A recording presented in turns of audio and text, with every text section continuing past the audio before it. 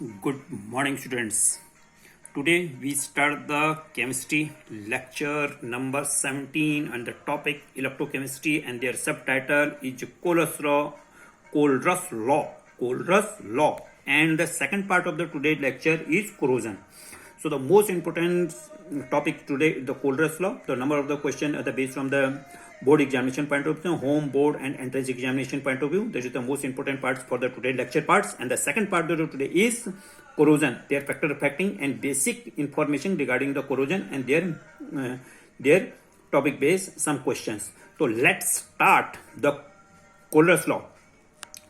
तो कोलरस लॉ है क्या? तो चलो जी जरा स्टार्ट करते हैं कोलरस लॉ. तो hope so you are complete your electrochemistry note, your class copy and signed by your parents regularly. Some only the few students are regularly joined to the audio and video classes. Hope so you are increasing day by day and enhance the knowledge of electrochemistry by the not only the you but your friend circle too. So today start the Kohlrausch law.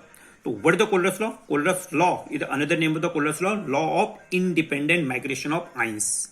तो what is the another name? Kohlrausch law. अगर कोलरस law को अगर नाम कुछ पाएगा तो क्या बोलेगा? Law of independent migration of ion. Law of independent migration of ions. अब ये है क्या? Limiting molar conductivity. ये कल भी गया था. लिमिटिंग मोलर कंडक्टिविटी किससे रिप्रेजेंट किया था हमने? इसे लिमिटिंग मोलर कंडक्टिविटी को रिप्रेजेंट किया था हमने लिमिटिंग मोलर कंडक्टिविटी को कि लैम्डा एम के बेस पर, लैम्डा नॉट एम के बेस पर रिप्रेजेंट कर रहे थे. तो लैम्डा नॉट एम के बेस पर हम रिप्रेजेंट कर रहे थे, लैम्डा नॉट एम के बेस पर रिप्रेजेंट कर रहे थे ऑफ इलेक्ट्रोलाइट्स. इलेक्ट्रोलाइट कल भी आपके पास आ चुका है. That is the electrolyte. Electrolyte is sum of individual contribution of ions. Sum of individual contribution of ions किसमें? लैम्डा नॉट एम के अंदर. अब उसके अंदर दो चीजें होंगी. इलेक्ट्रोलाइट्स को मैंने आपको कल भी बताया था. इलेक्ट्रोलाइट के अंदर दो चीजें होती हैं. एक होती है कैटाइन पार्ट, एक होती है एनाइन पार्ट. कैटाइन को और एनाइन को अगर मैं प्लस कर दूं, उससे निकलने वाला जो इलेक्ट्रोलाइटिक का सम है डेल्टा नॉट एम, इसी चीज को हम कोलरस लॉ कहा करते हैं. चलो देखिए, ये है आपके पास इलेक्ट्रोलाइट के लिए लैम्डा नॉट एम. अब इस लैम्डा नॉट एम के अंदर दो चीजें मिली हैं. एक मिली आपके पास कैटाइन, दूसरा मिला आपके पास एनाइन. अब वाई जो है नंबर ऑफ वाई जो रिप्रेजेंट कर रहा है, वाई जो रिप्रेजेंट कर रहा है यहाँ पे एनाइन कितने हैं, और एक्स जो रिप्रेजेंट कर रहा है यहाँ पे कैटाइन कितना है. इन दोनों को अगर मैं प्लस करूं, that is sum of lambda not M. और इसी को हम क्या कहेंगे? Limiting molar conductivity of independent migration of ion. ये याद रहे. तो अगर कोई एग्जांपल आपके पास है, एग्जांपल के बेस में जैसे हम लें NaCl, ये क्या है? इलेक्ट्रोलाइट. 100% डिसोसिएट होगा. 100% डिसोसिएट होगा, स्ट्रॉन्ग इलेक्ट्रोलाइट है. तो Na प्लस में और Cl माइनस में. अब इसमें दो चीजें हैं. कौन है दो चीजें? ये आपके पास कैटाइन, ये आपके पास एनाइन. कैटाइन कहां पर डिस्चार्ज होता है? कैथोड पर. एनाइन कहां पर डिस्चार्ज होता है? एनोड पर. तो यहां पर हम प्रोडक्ट ले सकते हैं. Law of electrolysis, periodic first law and periodic second law में मास के बेस पे जा सकते हैं यहां पे. लेकिन यहां पर हमें क्या बताना है? यहां पर हमें बताना है इन दोनों इलेक्ट्रोलाइटों को सम को अगर मैं करूं तो मेरे पास कोलरस लॉ का इफेक्ट यहां पे मिलता है. बस इतनी सी बात है. तो चलो जी, अब आपके लिए है क्या कोलरस लॉ किस इलेक्ट्रोलाइट के लिए? क्या स्ट्रॉन्ग इलेक्ट्रोलाइट के लिए है या फिर वीक? शेयर करिए कमेंट सेक्शन में जाइए और बताइए कि स्ट्रॉन्ग के लिए एप्लीकेबल है या फिर वीक के लिए एप्लीकेबल है. किस इलेक्ट्रोलाइट के लिए ये एप्लीकेबल है, जरा बताइए कि किस इलेक्ट्रोलाइट के लिए हम इसके ऊपर यूज करते हैं. नेक्स्ट, अब उसके बाद कोलरस लॉ तो पूछे ना पूछे, लेकिन इसके बेस पर एप्लीकेशन जरूर पूछता है. तो एप्लीकेशन ऑफ कोलरस लॉ. तो what is the application of Kohlrausch law? Basically बहुत सारे एप्लीकेशन है, लेकिन हम जर्नल जो सबसे ज्यादा पूछी गई है कोलरस लॉ के ऊपर वो है बात कि लैम्डा नॉट एम हम कैलकुलेट कर सकते हैं इवन द वीक इलेक्ट्रोलाइट्स. तो लैम्डा नॉट एम हम किसी भी इलेक्ट्रोलाइट की वीक सेक्शन, अगर वीक इलेक्ट्रोलाइट है तो हम उसके लैम्डा नॉट एम कैलकुलेट कर सकते हैं. तो lambda not M even for the weak electrolyte can be calculated by Kohlrausch law. तो अगर कोई वीक इलेक्ट्रोलाइट है उसके अंदर लैम्डा एम कितने हैं हम उसके कैलकुलेट कर सकते हैं. तो इसके बेस पे एक क्वेश्चन आया हुआ देखिए क्या? Find out lambda not M for CaCl2. किसके लिए बतानी? CaCl2 की. अब इसमें देखिए वैल्यू गिवन है आपके पास क्या है? Lambda not M. अब देखिए दो लैम्डा हैं. एक लैम्डा ये लिखा हुआ है जिसमें दो लैम्डा है. देखिए एक लैम्डा आपके पास ये लिखा हुआ है और दूसरा लैम्डा भी ये लिखा हुआ है. अगर ये y के शेप में उल्टा अपोजिट y के शेप में है तो ये आयनों के लिए होता है. अपोजिट y के में है तो ये आयनिक फॉर्म के लिए. और अगर ये v की शेप में, अपोजिट v के शेप में, तो इलेक्ट्रोलाइट के लिए. दोनों को नाम लैम्डा ही है. क्या बोला मैंने आपको? मैंने बोला अगर v है तो ये इलेक्ट्रोलाइट के लिए है, और वाई है तो इसके आयनों के लिए, तो it is the represent for the ions, ये रिप्रेजेंट कर रहा है आइंस को, और ये रिप्रेजेंट कर रहा है किसको, इलेक्ट्रोलाइट को, इलेक्ट्रोलाइट को रिप्रेजेंट कर रहा है ये हमेशा याद रहे बात। तो देखिए ये देखिए अब Ca++ है, Ca+ के दो चार्ज है, Ca+ के दो चार्ज के लिए कितना दे रखा हूं 199 Simon centimetre square mole inverse. अब शायद आपको यूनिट इसकी पता चल गई होगी, मैंने आपको बोला था सभी के लिए यूनिट जरूर याद कर लेना। ये किस चीज की यूनिट है बताइए जरा, फिर से कमेंट सेक्शन में जाओ। एस सेंटीमीटर स्क्वायर यानी कि सेंटीमीटर स्क्वायर मारो मोल इनवर्स, ये किस चीज की यूनिट है। और lambda not M for the CL के लिए इसने दे रखा 63.76.3 siemens centimetre square mole inverse, ये याद रहे। तो निकालना क्या है, निकालना हमें है, फाइंड करना है लैम्डा नॉट एम। तो फिर से वही ऊपर वाला फार्मूला पुट कर दीजिए, दोनों को सम कर दीजिए। अब सबसे पहले इस क्वेश्चन को करने के लिए आपके पास फार्मूला आपको लिखना चाहिए, फार्मूला लिख लीजिए और सामने सामने इसे सॉल्व कर दीजिए। तो फार्मूला भी आपने लिखा था, क्या लिखा था भाई, दोनों को हमें सम करना है। तो चलो जी पहले इसे तोड़िए, किस फॉर्म में टूटेगा CaCl2, हाँ जी CaCl2 को किस में तोड़ा आपने, Ca+ का 2 चार्ज प्लस 2Cl माइनस। अब देखिए ये 2 जो आ रहा है इसको हमें मल्टीप्लीकेशन में लेके जाना है। तो लैम्डा नॉट एम फार्मूला लगा दो, लैम्डा नॉट एम। देखिए ये रहा इलेक्ट्रोलाइट के लिए CaCl2, इसीलिए लैम्डा लगा रखा, तो इट इज इलेक्ट्रोलाइट। अब इसको तोड़ने पर आपको क्या मिला, इसको ले लगाएंगे आप ये वाला लैम्डा नॉट फॉर Ca+ का 2 चार्ज प्लस लैम्डा नॉट।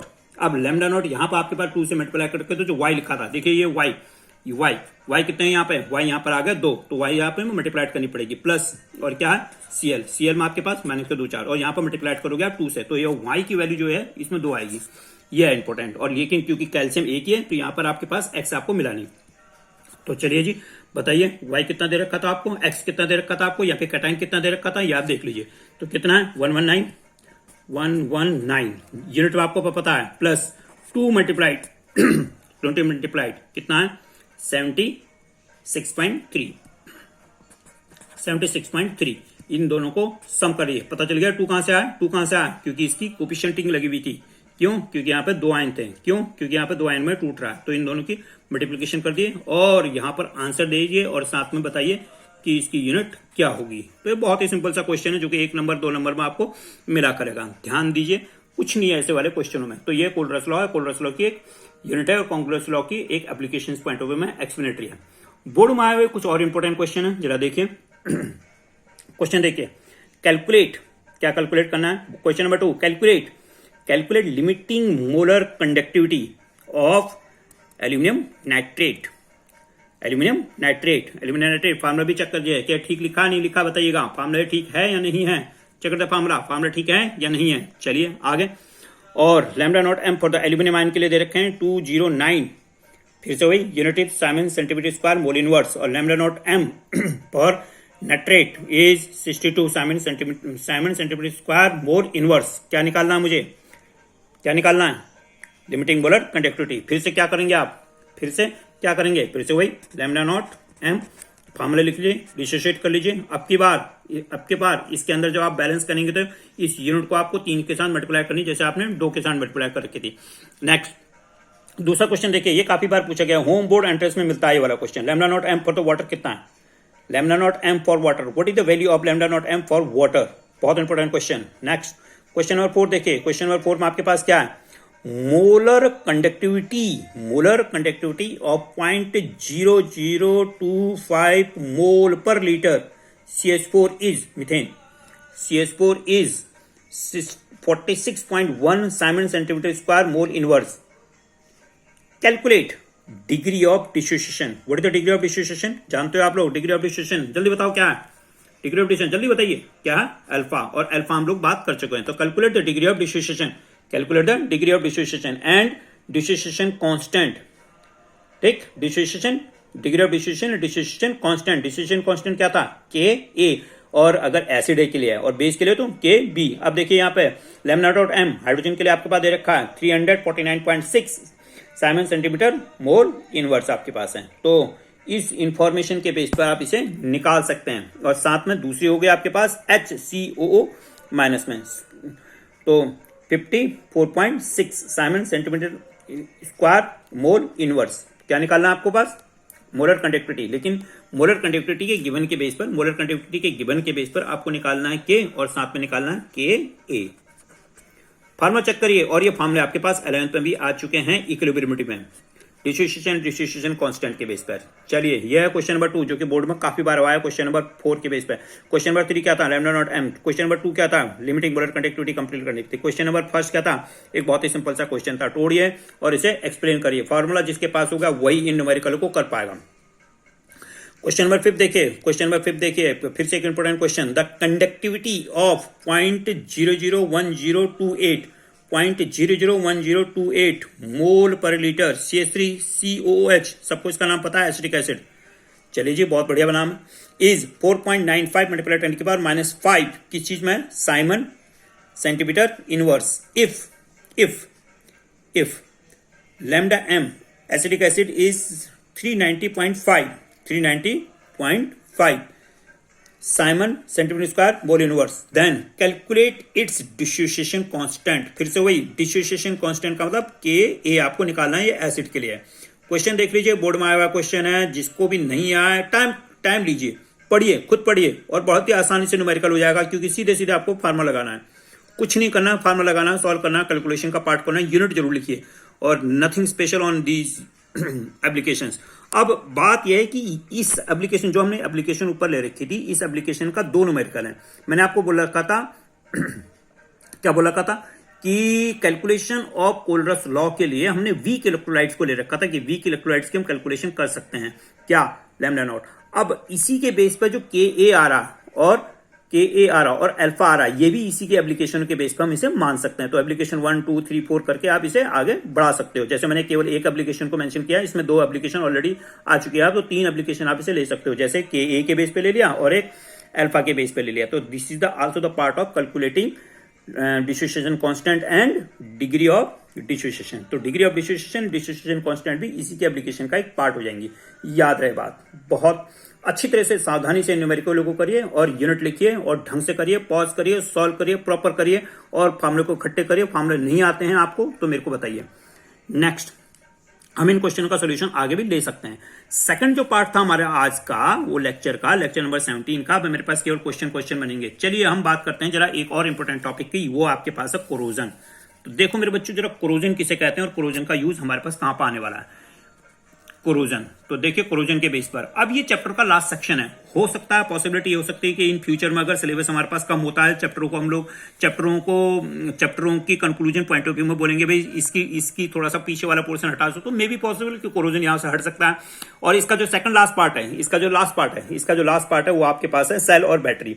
तो मे बी पॉसिबल सेल और बैटरी कुछ हट जाए, लेकिन फिलहाल हमारे पास कोई इंफॉर्मेशन है तो आप पूरी की पूरी डिटेल में जाइए, अच्छी तरह से पढ़िए, नोट्स बनाइए और सेंड करिए, और सब्सक्राइब करिए, सबको बताइए।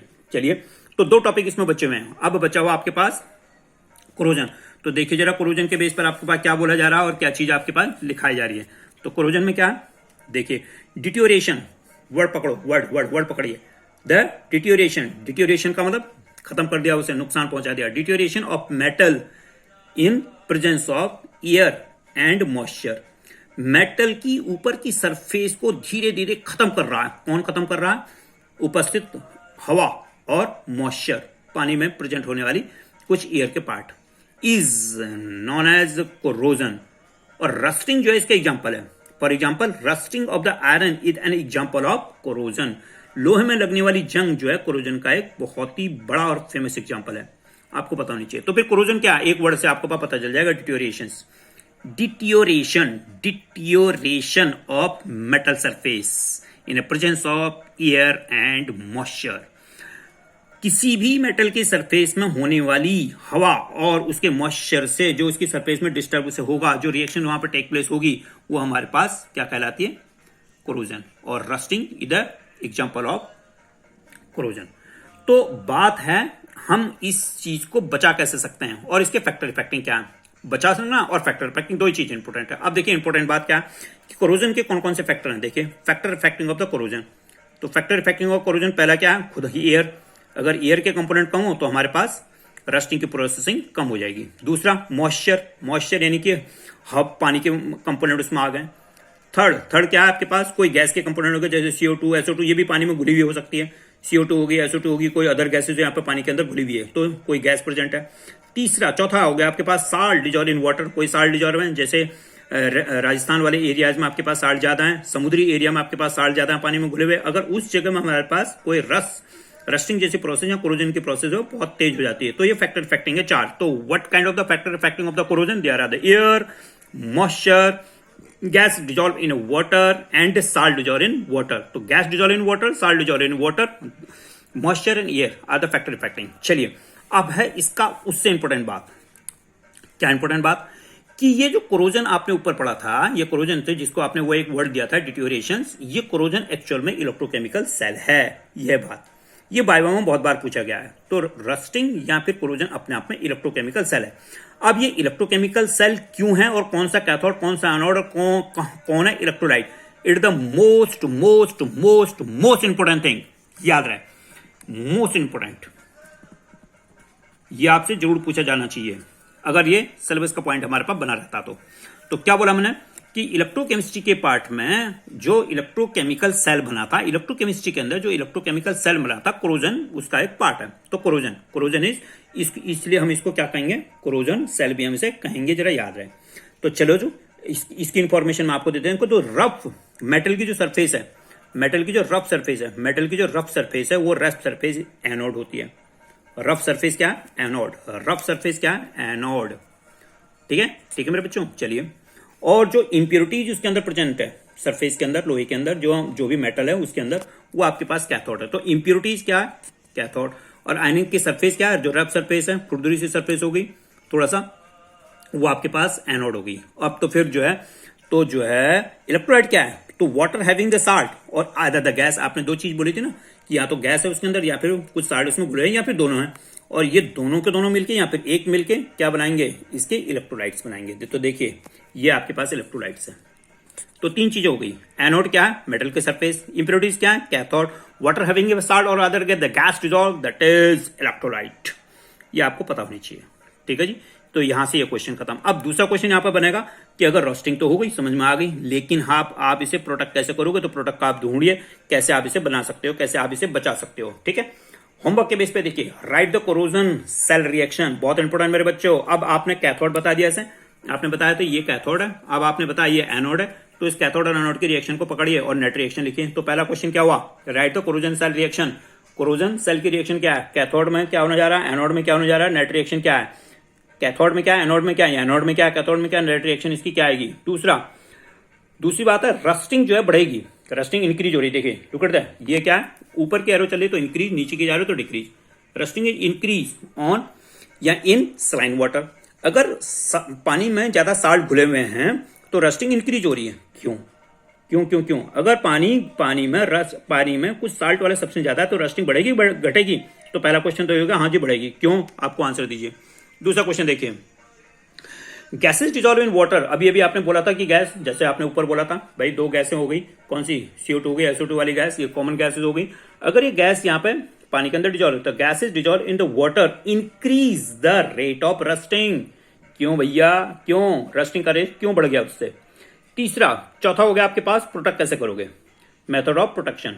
Method of protection of rusting. Rusting को आप कैसे बचाओगे? भाई रस्टिंग को बचाने के लिए बहुत सारे तरीके हैं। 9th में 10th में भी आपने रस्टिंग को बचाने के तरीके पढ़ रखे हैं, तो उनको 12th लेवल में लिखिए, कुछ केमिस्ट्री के अंदर लिखिए और उसके जो है इक्वेशन के बेस पे लिखिए, तो आपका यह आंसर कंप्लीट हो जाता है। रस्टिंग के लिए जैसे आपने बोला कि पेंट कर दिया, उसमें ग्रीस लगा दी, ये तो बहुत ही कॉमन आंसर है। आपको 12th लेवल के आंसर है उसको ढूंढने हैं और उसमें केमिकल रिएक्शंस के बेस पे आपको उसका प्रोडक्शन करना है। ठीक है जी। तो दैट इज द 4 पार्ट्स।